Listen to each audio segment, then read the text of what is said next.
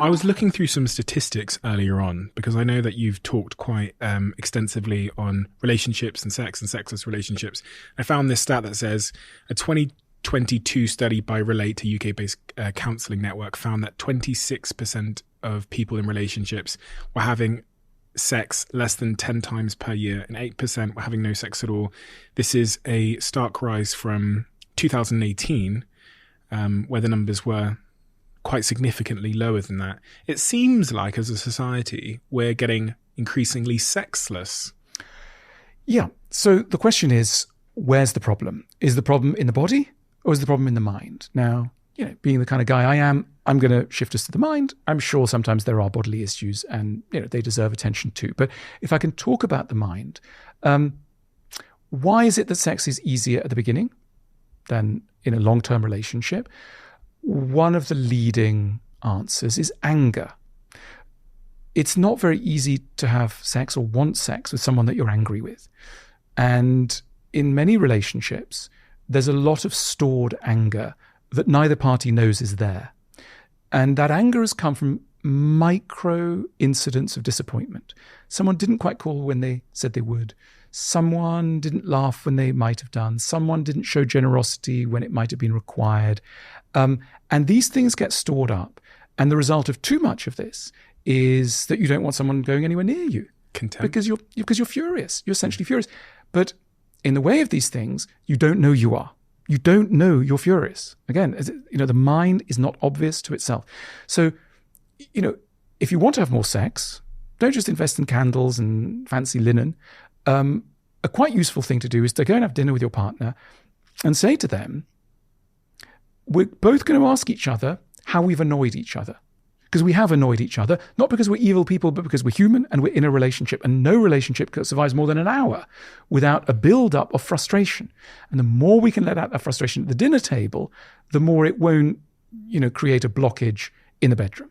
And so the chance to discharge frustration. And, often the reason why we don't tell our partners what our frustrations are is that they sound ridiculous. It's like, well, hang on, you're upset with me because I used the word really in what you thought placed too much emphasis on the why when I was speaking to your mother.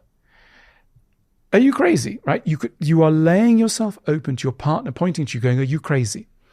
But I think that we're all in love, very small children, at least a small part of us is. And as we know, small children get upset about really weird, tiny things. You'll move a button and they start wailing and you go, what's happened? And they go, you moved a button. And you go, I did? And why does that matter? But for them it matters. Or, a pencil has slightly changed direction. So we should remember what it felt like to be a child. And we should acknowledge that there remains, even in an adult who's very competent in all sorts of areas, a small child who is liable to be getting very upset about small things. Triggered. But because they're an adult, this is the problem. We think, well, an adult can't possibly be having such childish reactions. Again, we need to just cast aside our fears of shame and say, you know what? Yes, an adult can get very upset about tiny things. An adult probably is upset about tiny things, and we're doing ourselves an honor when we can dare to reveal this to our partner, and they can do likewise. So if I'm someone listening to this now and I'm in a relationship where I don't think, because it's interesting, even when I say I don't think I'm having enough sex, the idea of how much sex is enough sex has probably come from movies, which is a bit of a trap as well, right? But if I'm in a relationship and we are in a sexless relationship, by whatever definition, solution one you presented there is try and resolve the anger, the underlying contempt. Are there anything else that you think is effective ways of solving for that? Look, I think one useful thing to do is to go, why does sex matter? What is this thing called sex? Why does it matter? And when people get very upset, I think the answer tends to be that sex is a symbol of something very poignant and very delicate, which is my partner loves me.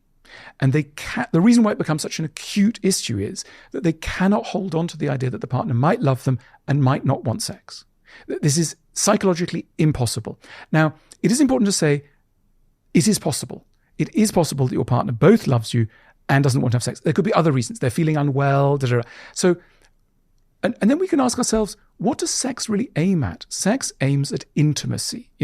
Even we'll say they, in people's sort of polite language, they'll say they became intimate, which means they had sex.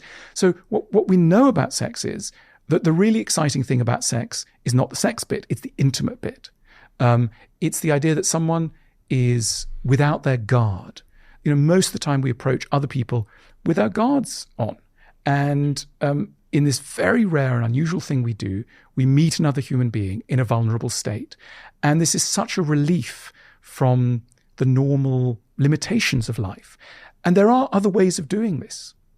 Sex is not the only way of doing it. So by understanding better what sex is, we can also have a chance to get some of what we get in sex in things that are not sex, if that makes sense. I had Tracy Cox on the podcast and she said something to me which really stuck with me because I hadn't noticed it until she said it, which is this idea I believe she called otherness, which is when your partner almost becomes like a family member, or you start seeing them as like a sibling because they are in their sweatpants around you. And she made the claim, which I think I've read in your books as well, that in many respects, that's the very opposite of the spice that makes sex so appealing in those early days when it's new and novel and risky, and so she kind of alluded to the fact that love and sex were actually sit on two different ends of a pole. Right. And again, to come back to my theme, what does a romantic say? Romanticism tells us sex and love belong entirely together. But I think what you're saying, and what many of your viewers will know, is that the relationship is trickier. And again, let's not torture ourselves about this. Let's get curious, and then let's communicate about this. And I think that, look, a growing child has a paradox to deal with. And this is what Freud famously, doesn't matter what you think of Freud, it's very useful observation really, that the child experiences love in the first instance. At the beginning of life, we all experience love at the hands of people who, if everything's gone right, we will have no sexual connection with, right? So given the debt that adult love owes to childhood, that sets us up with a problem when we as adults start to fall in love with people and start to build up relationships, which is that the more we get cozy with someone, the more we feel like we did a little bit with our parents when things were really cozy, which is oddly why people like going to hotels. Why do people like going to hotels? To revive a relationship. It's because the furniture doesn't remember you. The curtains don't remember you. You're allowed to be, for a chosen moment, somebody without history. And it's the history that is making intimacy hard, because that history, while it's knitting you together and making you emotionally close, is also rendering sexual freedom problematic. And I think it's just, we need to go very easy on ourselves for the fact that this happens. And what do we do about it though? I need to book a lot of hotel rooms? Do I need to spend a lot of time away from my partner? I noticed, Stephen, that you're laughing. You're smiling as you say that. And I think that's partly the clue. When we come up against the hardest conundrums in life, having the tolerance of a sense of humor, a shared sense of humor, if a couple can turn the sexual challenges from a tragedy into something, closer to a comedy, it's an enormous achievement. Think of teasing, right? There are sides of couples that they find really, really hard. Isn't it wonderful when a couple learns with affection to tease one another? They go, "Oh, Stephen, there's that thing that you do. It gives you a little nickname, calls you whatever it is, a little affectionate nickname."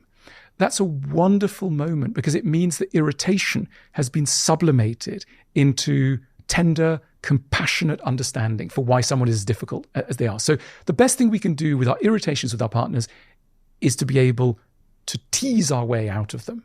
And we may need to do this in troublesome areas like sex. It's an enormous achievement if your partner can call you, can go from thinking that you are an idiot to smiling at you and thinking you're a lovable idiot.